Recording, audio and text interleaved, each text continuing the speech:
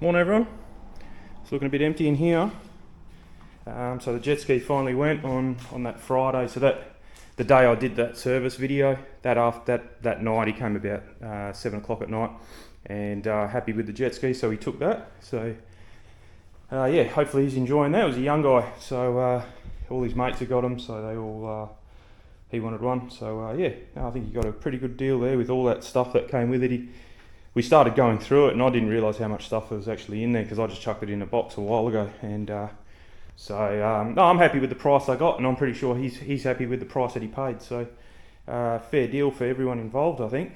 I didn't take a video, but I had my white wagon. As soon as that jet ski sold, the wagon came in, and it comes to about, the front headlight is, you can open this door, so only just, and it's there, and then we had that shelving was over here, and you couldn't even walk through. There was barely enough room to get your legs through here. So I'm just in the process of taking everything out, cars out obviously, and I've just mopped everywhere in here because it's a bit dusty because I haven't done it in a long time. So that's all gone. What I did was I took down, unfortunately, the shelf that was there holding all the two-stroke stuff up. It was about the same height as this. Luckily that could stay, so I had to take that down. That's over there, and the other little forky thing there to hold the whippersnipper up, that had to go because that's what was in that spot. So yeah, I've really just got rid of the stuff that was in the way, the two shelves, and then move that over. That's enough room to do what I need to do there. Like I said, this is getting sold, so I'm happy to, I mean, there's not a lot of room. Like, that would be a pain if you're working on this car, but pretty much once this car is fixed for this when we get the MSD box back, that is known, we're not working on it anymore, so that's all good. The new Nissan that's coming, the Nissan Z, that is 200mm shorter, so you're going to have 200mm more space, and I think I'm pretty happy with putting the Nissan on this side. I'm going to try it when I get them both, but if it works having the longer car here and having less room to walk this way, but as long as it's enough room, I'm happy with that. I'd rather have the Nissan over there because you'd never walk past it then, pretty much. If we've got the Nissan here and the Commodore there, you're going to be walking past and scratching not scratching, but yeah, I caught my missus this morning. My car was here, she had her keys on the bonnet, and that's like I sold the jet ski on Friday, today's Monday, so that took all of 2 days to have keys resting on my car, and that's what I don't want. So I'm going to be happier. It's going to work better if the Nissan was on this side because it's smaller and it'll give you more room here. And then the Commodore is in there. The Commodore probably won't even fit in there now because it barely fitted when this rack was here, and it's the same length. So if the Commodore does go on that side, it's probably going to have to be almost touching that rack, and you'll never get past to that door because there's a door that goes out the back there. You'll never get to that door, and you'll never get to that cleaning cabinet there. If you want to clean a car, you're going to have to move that car out and that car back. Stupid. When we built this house, yeah, I should have made this garage bigger. This is the standard size. It's 6.1 by 6 meters. That's the standard size of a double car garage in Australia. So I left it, but stupid me, I should have made it wider, and I had the space to do it as well because. You know, the other side there where the bins are and that other clothesline that I hung up, there's 1.7 meters of space down that side, and we don't use hardly that side, like it's too big. So I could have gone like 0.7, move the house 0.7 that way, 700mm. What's that, like 3 foot, 3.6, yeah, almost 3 foot that way, and then made this garage wider, and then I could have done something to push this wall back and just even have another 0.5 meter of space here would have been really handy. Like, instead of that space, it would have been double that, because that's about 500mm there. It would have been double that. Yeah, I got sweat dripping down me. It's really humid today because it's been a couple of thunderstorms at night time, and yeah, I can just feel the sweat rolling down my back. So yeah, I'm going to keep going. So I've mopped kind of that area and this area up until that crawler there. I haven't done that last bit of where all that junk is there. So I'm just going to sort this area out. The water's pretty dirty, so I might just change the water in the mop. And I'm going to put my fishing gear up for sale because that was all for the jet ski. So I'll put all that up for sale. That, the tackle box and the fish box there. Get rid of that, but otherwise it might have to go back over there somewhere, or maybe over there, on the other side over there. That'll be handy, just to get rid of it for now until that sells. But other than that, I think that's all going back in the shed, that stuff there. I used to keep all my bike riding stuff here, like helmet and gloves and charging stuff and all that. But I've decided now what I'm going to do is keep all that in the shed. I'm going to make a spot for that in the shed. And that way the bike and everything stays in there. Because right now, sometimes the bike's in the shed, sometimes it's here. And I don't want it falling and scratching the cars. And it's going to be tighter in here as well. It's not going to be enough. Not going to be the same amount of... Stop eating the dust, mate. Come on. It's not going to be the same amount of space as what it was with the little jet ski, because the jet ski barely came up to this line here. So you had from that line to here, whereas now the Commodore is kind of way more over, so you don't have as much room. So I don't want to go squeezing bikes through and then the pedal scratches a car. I can't be dealing with that stuff. So especially when the new car comes, there's no way I want to scratch that. So I think I'm going to get this garage into a situation where nothing really happens in here apart from pulling cars in and out, and that's it.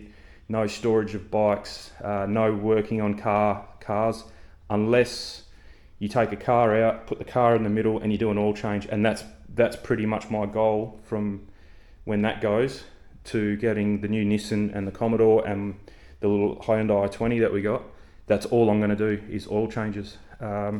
So yeah, I've got under there's that blue thing, that's a hoist. So you put it under the car, hook it up to a drill, and up she goes, all four tyres, the whole car goes up in one hit, and you can tilt it as well.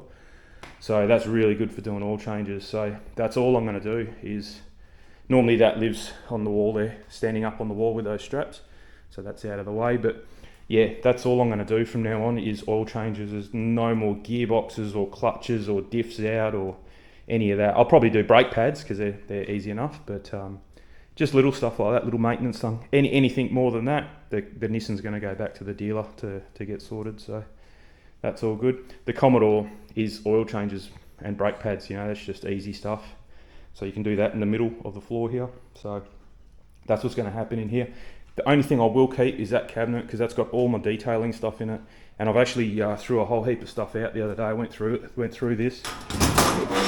So I've got, a lot, it doesn't look like it, but these were overflowing, and then there was some chemicals and stuff down there. So I had stuff in there that was more than 10 years old. So out with the old, use the stuff that I use. And then up here, that's a air dryer. So you don't have to, like this car, it's never been wet, this car. So I don't even use the dryer on it because it never gets wet. I just wipe it down, polish it, wax it, whatever.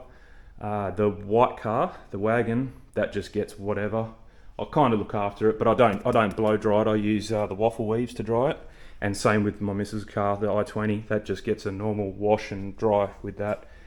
When we had the SS Commodore, I did use that because the paint was brand new on that. So when I get the Nissan, that'll come back into service. So I don't want to get rid of that because that's really cool for drying your car. That's for washing carpets. What's behind it? Oh, nothing. Okay. That's pointless to have it that way.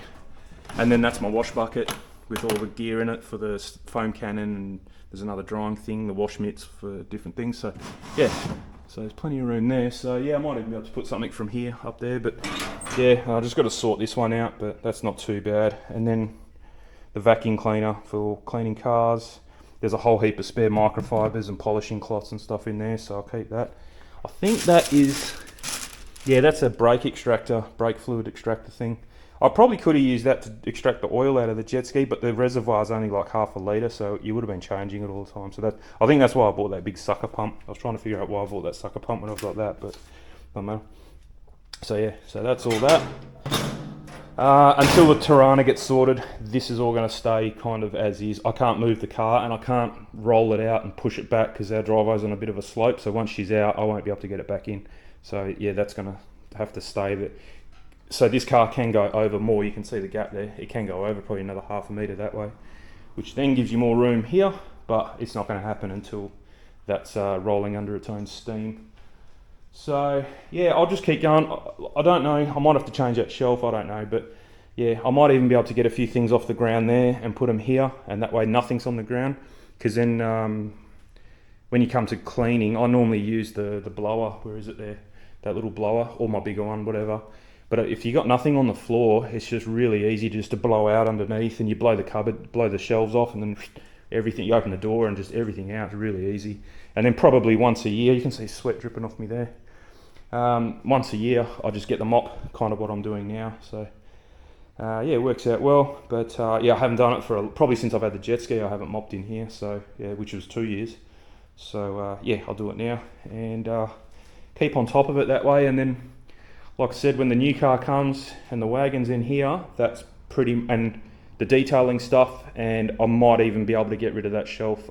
I'm only keeping it because I don't want to get rid of it just yet, but if I find myself not using it, or it's just a junk storage spot and stuff goes there and then it goes in the shed, then I will get rid of it. But for now, I'll keep it. But I mean, there's, apart from probably that fan, yeah, that fan and this, like, that's going to go back in the shed. The guy come to buy that, but he didn't want that one, he only wanted the other one, so that's got to go back in the shed. And kind of this stuff here, that's all that's really going to go there. So I might even go to Bunnings today, actually, you know. Yeah, I might even go to Bunnings and just get a really, really small, the smallest shelf they have that's not as deep. This, I know this is the deeper one. They do one that's only 400 deep. Let's do that. Let's turn this video into a Bunnings trip. Yeah, let's do that. Because I had to go to Bunnings to buy a new broom for in here, because the old one, I went and used it the other day and it just split in half. The whole handle was rusted, so it split in half. And then another thing I want to do, you can probably see it, there's a fair bit of an air gap underneath this door. The original door that came with the house, idiots used a internal door which is hollow and not meant to be out in the weather. This thing, like, you touch that now, it's quite warm because the sun's belting on it. So me and Dad, about probably last year, we went and got a new door from Bunnings. We had to trim it down to fit the hole, and it's not quite deep enough. So what I want to do is get a weather strip, because I've noticed that there's a lot of spider webs in the bottoms of where the floor and the brick wall meets.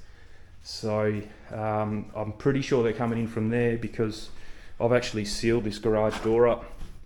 I'll show you later when we go, but you can see it in here. There's some stripping, like a brush strip in there, and that helps a lot. I've noticed the sand doesn't blow in. Hey, stop it. So yeah, I think I'll measure that door up. We'll go to Bunnings, get a weather strip for that, put that in. Yeah, so the original door was full of water, so that's why we replaced it. It was starting to peel away from the bottom, and if you wanted to break in here, you could just put your fingers under it and rip the door off. Stop it, Dex. So yeah, that's a solid door now, made for outside, and it's all painted and everything, so it's all sweet. So yeah, we'll go get a brush stripping or weather strip for that, so it seals the bottom up. And let's go and see about a shelf as well, and we'll see what they've got for a decent shelf. And then I'll either give that to my old man, because he said he might want it, or I'll try and find another spot to put it, but I don't think I've got any room for that. So, but yeah, it would be better for a lot smaller one. That'll fix that area up a lot better. So yeah, let's go to Bunnings. Let's do that. Alright, back from Bunnings. So I picked up the smallest shelf I could. It looks pretty flimsy, but it's not going to be holding anything. I'm just trying to figure out what it's going to hold, and it's not going to be a lot. It's just, we need something to put our keys and phones, and just to throw, like, kind of throw stuff on. So all this stuff, the stuff for the dogs will go there. The window cleaner, clean our glasses and all that stuff up there. It's just like a bit of a dropping point, I suppose. But yeah, so it's not ever going to have anything too heavy on it. So yeah, that should be fine. I mean, it takes yeah, 150 kilos per shelf. 750 kilos for the whole thing. I doubt that. But anyway, we're not putting anywhere near that. That was only $55 or something, so pretty cheap.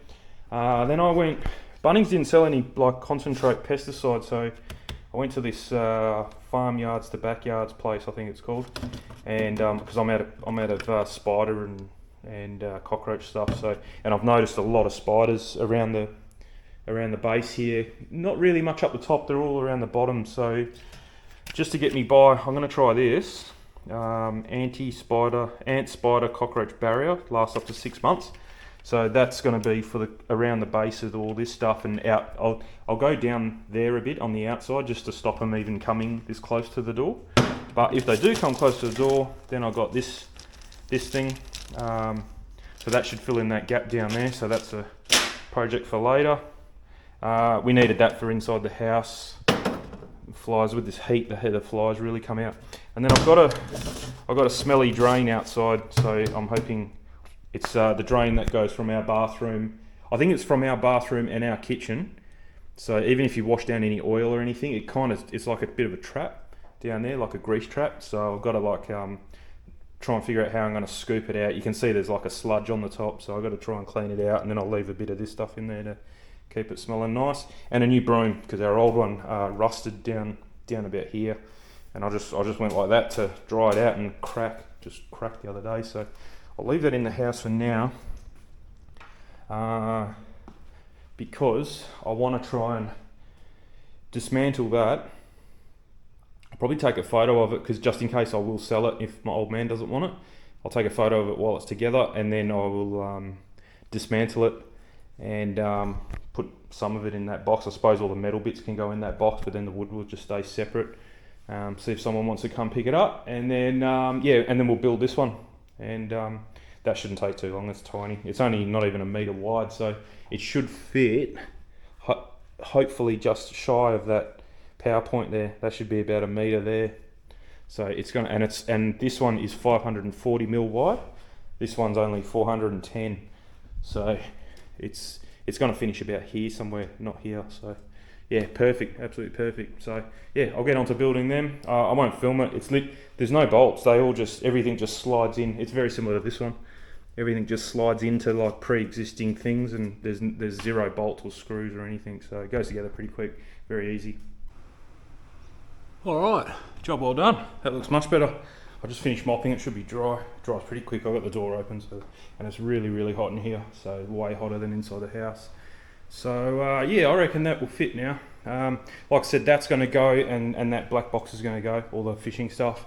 So that won't be there. Then the towels can move over. The only reason we keep towels in the garage is because that's they're heated towel racks, and if they're in the bedroom, it heats the bed. The bedroom gets hot as it is because it's the way it's facing. It faces west, so it cops all the afternoon sun. And that's that's probably the hottest room in the house, the bedroom. So then you go and whack, I don't know, about 1,000 watts or 600 watts of extra heating in there as well, and the aircon doesn't work in there pretty much. It's just too hot to be in. So I'll leave them in here. It's hot in here anyway, plus then these kick on at 4 o'clock. I've got them on a timer, so they come on at 4 o'clock and heat the towels up and dry them up.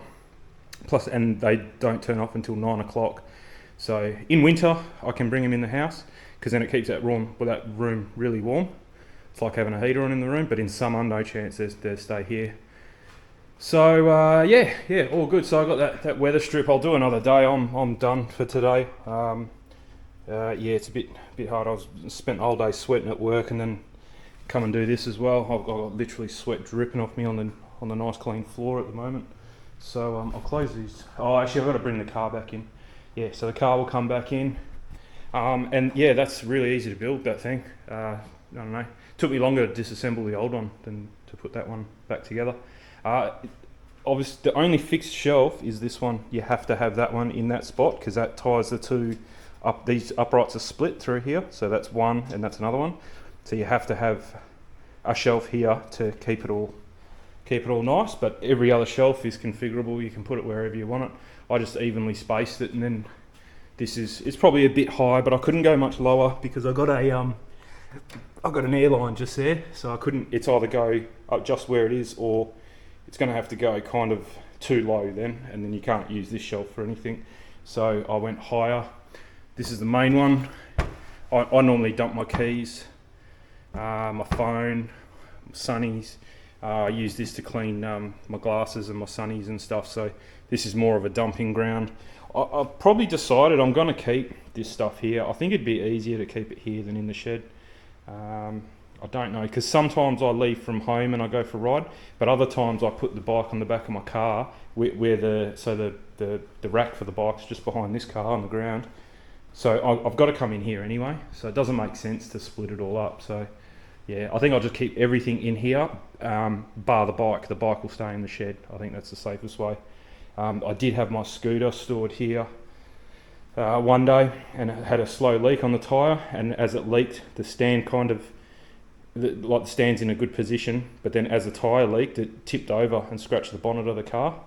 So I fixed it, but yeah, that was a pain. Yeah, so not good. So I don't keep scooters in here anymore. And me and my mates, we've been looking at scooters because we want to get back into it, and we've all got Wolf Warrior, GT, Kings and whatever they are. They're fully 100% illegal in Perth because of the speed and the weight of them. So we've been looking at kind of what's the best scooter we can get that satisfies all the stupid laws that we have here, which is must be 25 kilos or less, can't go over 25 kilometers an hour, and there's some height, width and length restrictions which aren't really an issue. It's more the speed and the weight that they look at. So yeah, we've come across the Segway 9-bot G2 Max, I think it is, which has dual suspension, good brakes, really good battery life, but you can add extra battery to it anyway. It's got about 50 kilometre range out of the box. So yeah, so it's not too bad, but our rides are about that 50-55. So we'll probably up the battery capacity just by adding a second battery to it, and then we'd get close to 100 k's in, and that way you don't have to worry about being economical. So yeah, so I mean a little scooter like that would probably fit there, but you know, right in that corner. Whereas my big one, it had to go here, and then it fell and scratched a car. Whereas these little Segways, you know, that fit just there. They're not very big at all. So yeah, but that's not happening anytime soon. They're talking about changing the laws here. I don't know what they're going to change them to. Whether my scooter that I have now is going to be compliant. Because in Queensland and Melbourne, I think you're allowed up to 60 kilos or 50 kilos, which would make my scooter no dramas then. But instead of giving people a fine for going over 25, they just want to ban any scooter that can go above 25, which is stupid. But if they change the laws, which they're talking about changing it this year, then you might be able to get a bit better scooter than what this G2 Max is. So you might be able to go like the next level up. Maybe they might make I don't think they're going to increase the speed limit, so I reckon that's going to be 25. But they might make it, because at the moment it's worded as, even if you've got in gear 1 and it only does 25 k's an hour, but in gear 2, 3 and 4 it does whatever, that's still illegal. It can't be capable of more than 25 k's an hour. You can't do more than 25 k's an hour. So yeah, if they change the wording in that to make it you're only allowed to do 25, and if you get caught doing 40 on a footpath, then we're going to throw the book at you. That's fine. I agree with that. But the weight thing is just stupid. So if they change the weight, then you might be able to get a bit better scooter. So that's all. But yeah, anyway, it's looking good in here. I'll bring the car back in. I won't show you that, but yeah, the car will probably take up most of this area here up until almost here. There's a little runway, but yeah, moving all that out the way now, that's heat. That's helped it a lot. I don't know if these are going to be in the way, but we'll see. If they are, I'll turn the camera back on and I'll show you what we got here. But I think it should be right anyway. All right, so that's pretty good. I'm not going in there because I just used that whole can of cockroach and spider spray. But yeah, heaps of room. Oh yeah, that's strong. So yeah, got the windows down in the car because I've noticed a couple spider webs near my mirror and in the boot there. So all the windows down, sprayed everywhere, all underneath the car, and then I just drenched the whole garage, all around the cornices and all the way around the base, where the wall meets the floor. So yeah, hopefully all the spiders die. I've already seen a couple scraggling out, so that'll do it. But yeah, it's hard on the throat, that's for sure. So yeah, definitely want to do that in a well ventilated area. But anyway, I've got to clean up now. All that. Oh wow, that stuff's strong. Yeah, got to clean up all that stuff now. Well, have a drink first. Might have something to eat, and then all that's going in the shed. So yeah, if I'm still alive after gassing myself out in the garage, I'll see you guys on the next video. See ya.